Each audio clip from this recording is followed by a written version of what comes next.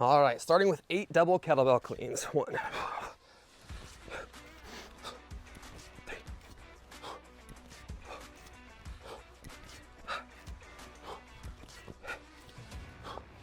7. Straighten to 10 total kettlebell seesaw press. 1, 2.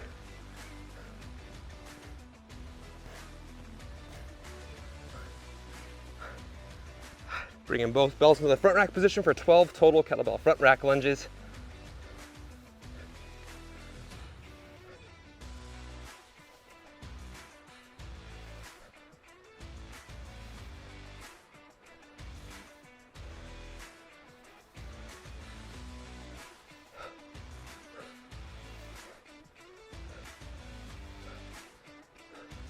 And as soon as you finish your last lunge, let's the kettlebells down and we have 60 seconds of rest. All right, so first things first, when we're performing our double kettlebell cleans, something that's really important to keep in mind is going to be the connection between our forearm and our hip on that drop. So when we drop both kettlebells from the top, we actually want to wait until our forearm makes contact with our hip here before we send our hips back. This is going to make sure that our hands stay above our knees, reduce stress in our lower back, allow us to maximize the amount of power output from our hips on the way back up. We have about 30 seconds of rest left. Holy smokes, rest left, and then we're going to go right into the next set.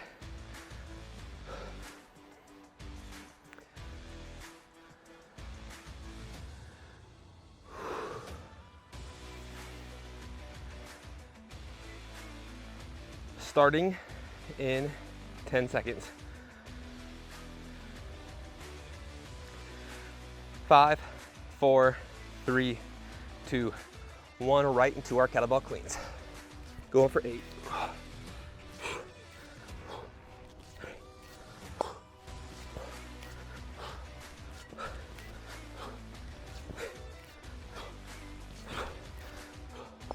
Straight into 10 total seesaw press, 5 per side.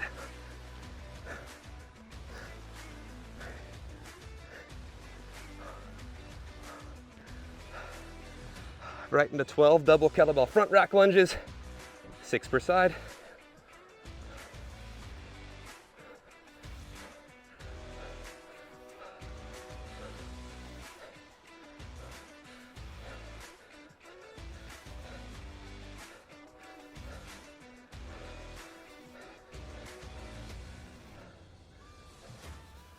All right, as soon as you finish your last lunge, we'll go ahead and drop the bells back down.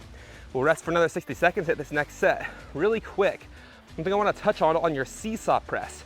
Whenever you're performing a press with a kettlebell, the rotation through the shoulder is really important. So whenever your hand is hitting forehead height, that's when we want to begin initiating rotation through the shoulder, so our palm will rotate forward at the top here. And on the way back down, it's really important we come all the way back down into the front rack position. That front rack position, by the way, a very common mistake I see, people resting the kettlebell on top of their shoulder. We actually want the bell on the outside of the forearm here in the rack position to make sure we get a full range of motion.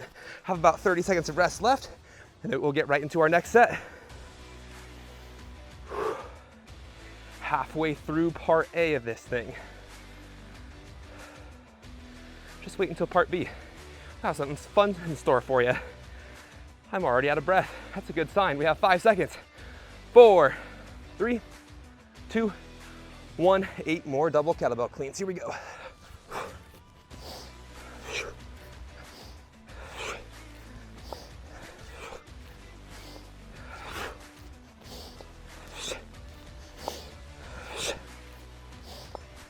Straight into 10 double kettlebell seesaw press, 5 per side.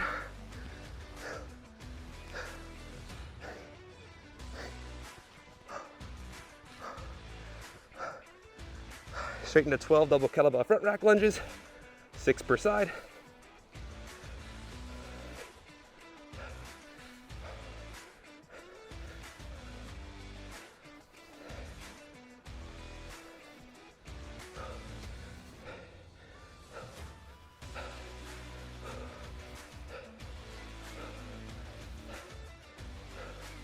As soon as you finish that last lunge, go ahead and drop them down. 60 seconds of rest. I don't know about you, but my shoulders are heating up all that time under tension. That's the beauty of a complex like this, by the way. So when you go right from one movement to the next, you spend so much time under tension, the strength gains are inevitable. Now with those front lunges, something I want you to keep in mind is that position of the handle across your palm. So anytime we have a kettlebell in the front rack position, we actually want that handle sitting across the heel of our palm at a 45-degree angle. So what we should see is this here with a neutral wrist. We should never see the kettlebell handle sitting across our palm like this here. If this is happening, make sure you're reaching really deep into the corner of the handle on that index finger side when your palm is facing up and tilting it across the heel of the palm there. Once you make that happen, things get much more comfy in the rack position. We have about 10 more seconds of rest here. Wow, I talked right through that rest period. All right, we're gonna be getting started on our final set in 3, 2, 1. 8 kettlebell cleans, let's get it.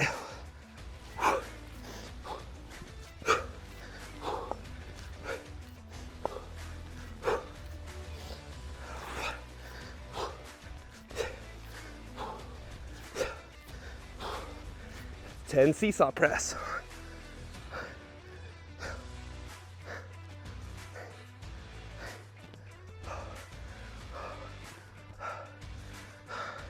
Twelve of our double kettlebell front rack lunges.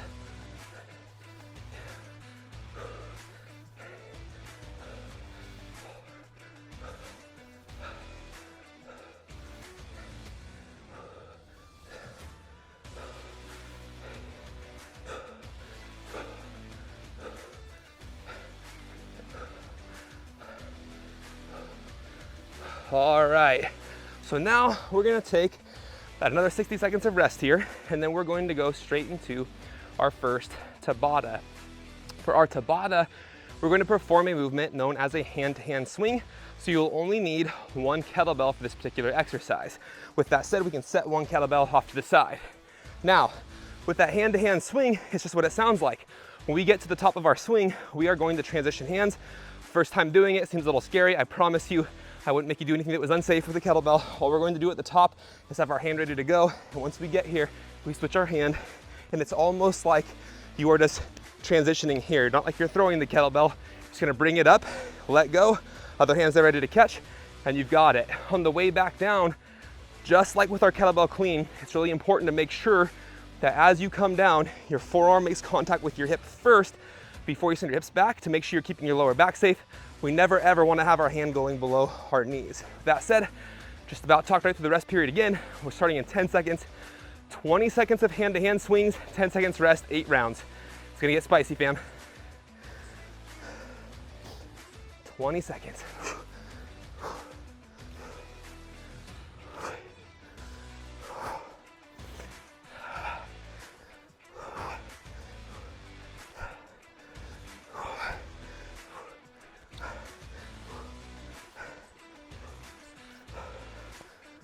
And relax. We have 10 seconds to rest, and we're gonna do it all over again. If you need to rest around because you feel like you're getting out of breath or your form goes, feel free to do so. Here we go.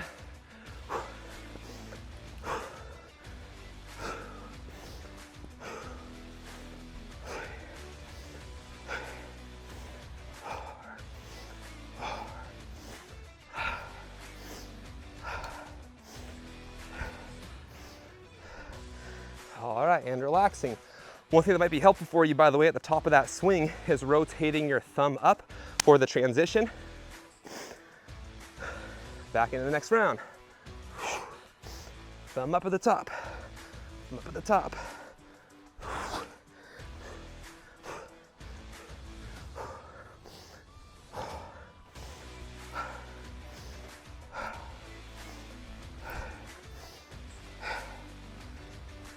And relaxing again.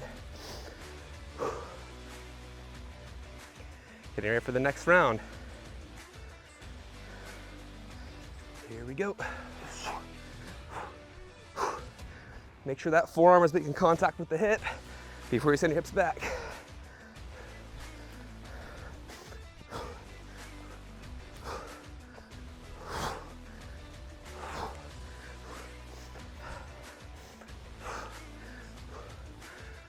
All right, another one down.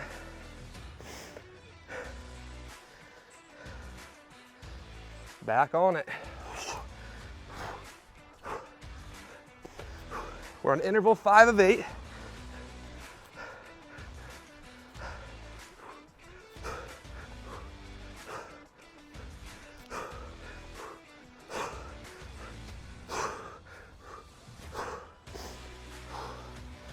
Resting again. After this Tabata, we get a nice 2-minute rest. Hang in there.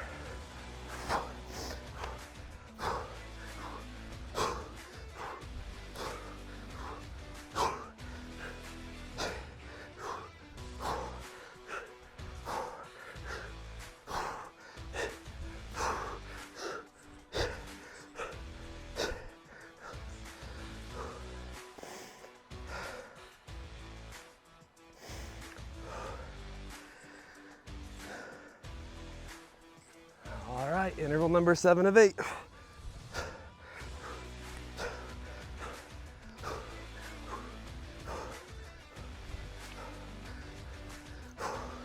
Make sure you're breathing, don't hold your breath.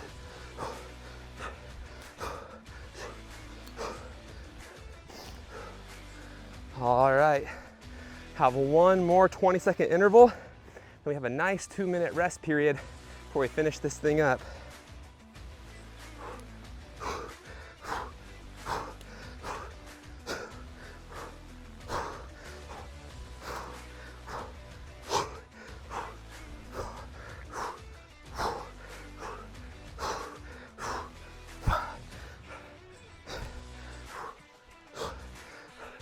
All right, from here, we have a nice 2-minute rest period before we go into our next Tabata. Now, one thing I wanted to point out for this next Tabata, we're gonna do something known as the kettlebell halo, but there's different variations of this, one of which involves a Bulgarian bag or a functional training swing bag. If you have one, great. If you don't, we'll just stick with the kettlebell.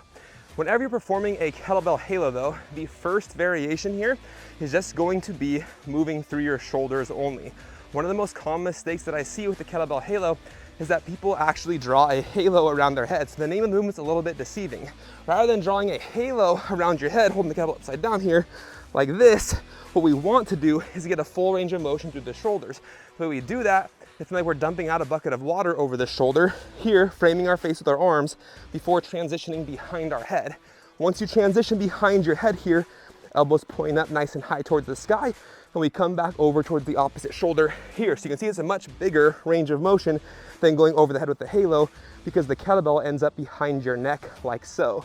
One really key point of performance here, making sure when that kettlebell is behind you that we don't want to arch our lower back, squeeze the glutes, tuck the hips, rib cage pulled down, coming back over that opposite shoulder there. That is variation number 1. Now, since we're doing a Tabata, you'll go 20 seconds to the left. The next round, you go 20 seconds to the right. You're just gonna switch which direction you go every single round. Cool. Now, the next variation of this is just going to be adding a little bit of movement with the lower half, a little bit more intense here. So the kettlebell goes left, you shift your legs right, like so, swinging that bell up and around. That gets a little more intense. The last variation would be to use the functional training swing bag. Here, I'll show a few rounds of each to make sure you have it. For those of you Bulgarian bag or functional training swing bag users, I trust you know how to do that exercise. With that said, about time to start, starting with our first halo variation, 20 seconds, one direction. Here we go.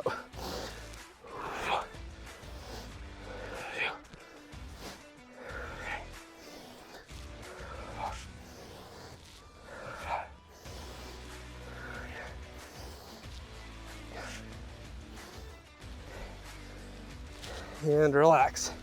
Okay, now this next round, we're going to go the opposite direction.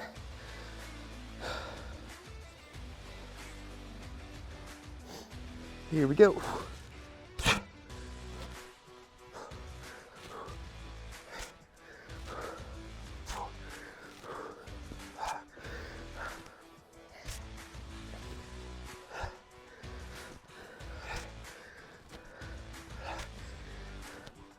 And relax. Okay, this next round, I'm gonna go ahead and demonstrate the next variation. Have a little bit of that hip shift to the lower body, swinging the bell down a little bit lower. If you wanna stick with that first variation, feel free to do so.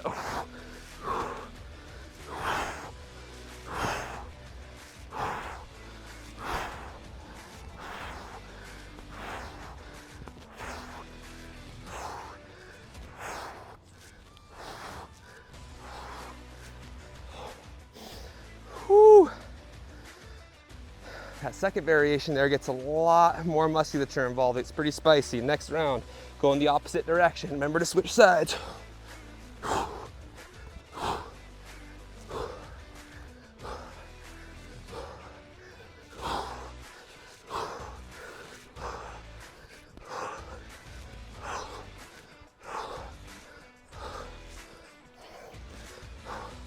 All right, for those of you who want to stick with the kettlebell, feel free to stick with it. For those of you who have a Bulgarian bag or a functional training swing bag, that's what I'm going to be doing for my last few rounds here.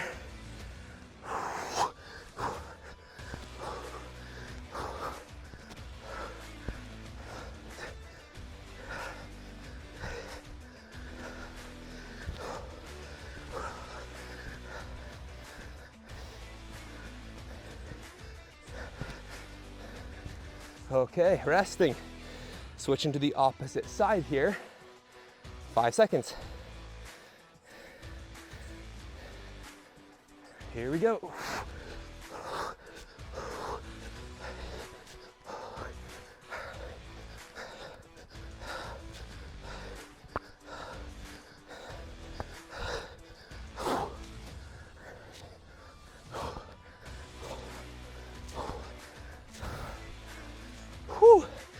For those of you who have never used a Bulgarian bag or a functional training swing bag, 10 out of 10 recommend.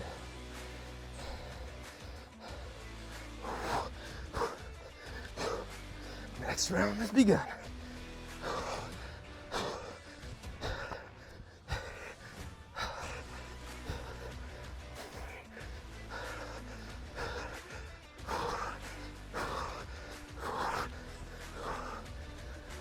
All right, we have one last 20-second interval, then we'll have this one wrapped up. Let's get it, fam. Here we go.